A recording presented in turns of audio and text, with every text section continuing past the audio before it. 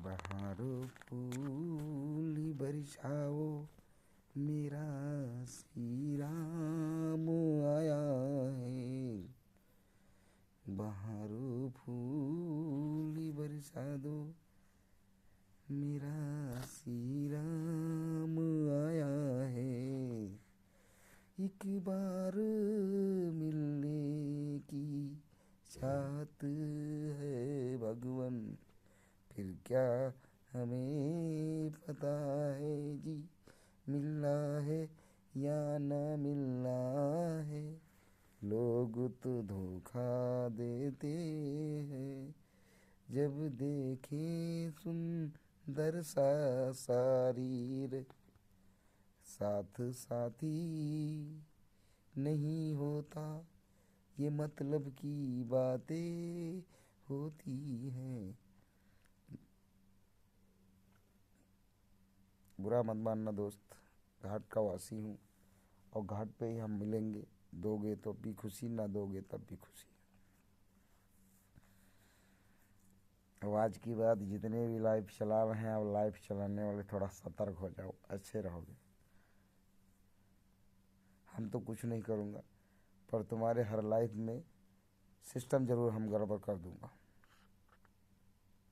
System ज़रूर तुम्हारा हम गड़बड़ इसलिए करूँगा कि सीएम के ही माध्यम से हम बताऊँगा, इतने कमीने बैठे हुए हमारे, देखो लाइन पे सब रुपया कमाने के लिए।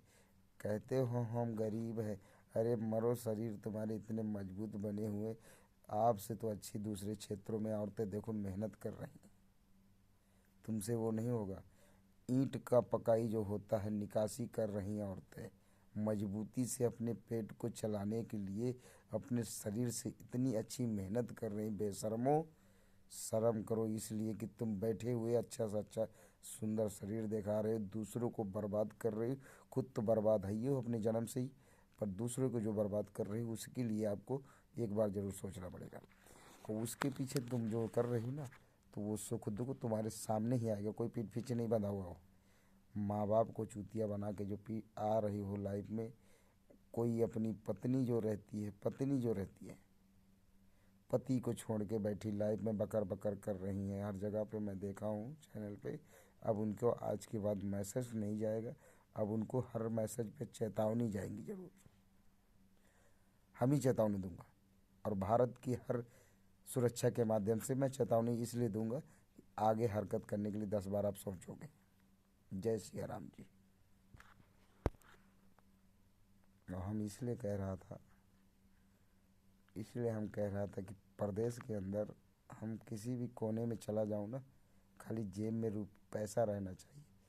कोई किसी को मेरे को काट नहीं सकता, मैं हर कोने से उठ के चला आऊँगा, कोई सरकार नहीं रोक सकती। हमारे अंदर गलती नहीं रहेगी तो, गलती तो एक हम जल्दी करबे नहीं करेगा। ईमानदार हूँ इसलिए हमारे पास कोई आता ही नहीं, इसलिए नहीं आता है ईमानदार, चाहे वो लड़की रहे चाहे लड़का रहे, उठा के उनको ले जाके शमशान में जला दी जाए जब अंतिम यात्रा आ जाए।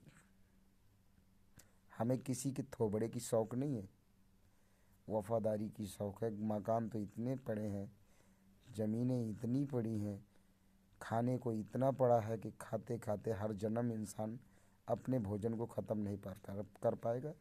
पर ये जो लालच है ना, लालच तो कफन जो ओढ़ा देते हो वो भी तो तुम्हारे काम नहीं आता है। शरीर इतने दिन मेकअप करते हो, साबुन लगाते हो, कभी वो भी तुम्हारे काम नहीं आता है। बेशरम हो, सुधर जाओ, अब तुमको सुधारने का समय आ गया है। और जो बची कुची ज़मीनें हैं उनकी भी इंक्वायरी होगी, हमारे आदित्यनाथ योगी बाबा करवाएंगे अब।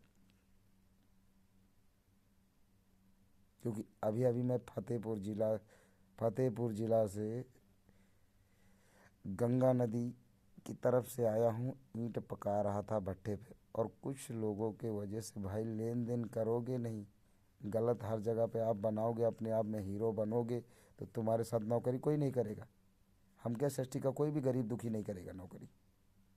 और कल भी यही बात होगी कि पेमेंट दोगे तभी हम यहाँ घर से जाऊँगा, नहीं तो दूसरा आदमी बैठा है, हमको पेमेंट तुरंत मिलेगा कल के कल, फिर हम तैयारी करूँगा। हमको तो अच्छा लगता है घूमना, ज़रूरी नहीं मैं घर पे बैठूँ। इतना सब कुछ रखने के बाद भी मैं सफ़र पे ही चलने में मुझे अच्छा लगता है, और जब तक जीवन है चलता रहूँगा। माता जी की सेवा करूँगा, उसकी बाद बोलूँगा अलविदा। क्योंकि हमें ज़मीन घर द्वार ईंटा पत्थर नहीं चाहिए, सब पड़ा रहने दो यही। कौन सा अपने बप्पा का था, और बप्पा का था तो कौन सा लेके लाद के चले गए, वो भी जहन्नुम में चले गए, पता नहीं हड्डी पुर्जा सब कहाँ चले गए होंगे। ये इंक्वायरी करे हमारे प्रभु जी जो भेजे थे सब। और मालूम है पूर्वज हमारे प्रभु जी ही मेन हैं, जितने मर गए पागल उसके मेन गुरु हमारे प्रभु हैं। अनेकों प्रकारों के नामों से अपने अपने मजहब के देवी देवता बनाए बैठे हुए, अच्छी बात है, पर गुरु एक ही है। गुरु एक ही है, चेला अनेक तरह के पड़े हैं। और जय सिया राम बोलता हूँ जी। आदित्यनाथ योगी बाबा जी आपको भी बोलता हूँ, आगे जो भी रहेगी बातें एकदम सत्य बोलूँगा। आपके ही विषय की लेके बात जब बोल देता हूँ तो कुछ लोगों के अंदर एकदम बुराइयाँ बन जाती हैं, कुछ क्षेत्रों से धमकियाँ दी जाती हैं हमें कि ये विधायक इतने पावर वाला, वो विधायक उतने पावर वाला, तुम्हें ऐसा करवा दिया जाएगा, तुम्हें वैसा करवा दिया जाएगा। तो हमें उसका डर नहीं, क्योंकि वो भी गवर्नमेंट के माध्यम से नौकरी कर रहा है। पावर है ना, तो पावर अपने पास रखा, सही गलत रहेगा तो रिश्वत लेगा तभी तो हमको उल्टा सीधा फंसा सकता है। उसके आगे तू कुछ कर नहीं सकता। पर प्रभु का जिस दिन डंडा चलेगा तो तुम्हारी सब हर हेकड़ी तुम्हारे माथा पे धरी रह जाएंगी। इसलिए बाबा जी हम बोलता हूँ, और इसलिए हमें लोग फंसाते, इसलिए बाबा जो हमसे गलती हुई तो माफ़ कर देना बस।